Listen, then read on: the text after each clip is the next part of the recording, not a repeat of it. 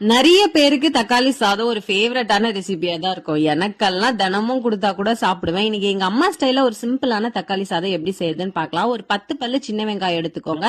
தேவையான அளவு பூண்டு, காரத்துக்கு ஏற்ப பச்சை மிளகாய், கொத்தமல்லி, கருவேப்பிலை இதெல்லாம் அம்மில ஒன்னும் பாதியமா நசுக்கி எடுத்துட்டு வந்துடலாம். அப்படின்னா மிக்ஸி ஜார்ல 1 பல்ஸ்ல அரைச்சுக்கோங்க. ஒரு 3 தக்காளி இந்த மாதிரி கையாலேயே கரைச்சிக்கலாம். காரத்துக்கு ஏற்ப குழம்பு மிளகாய் தூள், தேவையான அளவு உப்பு, கொஞ்சமா மஞ்சள் பொடி சேர்த்து இது எல்லாமே ஒன்னா கையாலேயே மிக்ஸ் பண்ணி வச்சுக்கோங்க.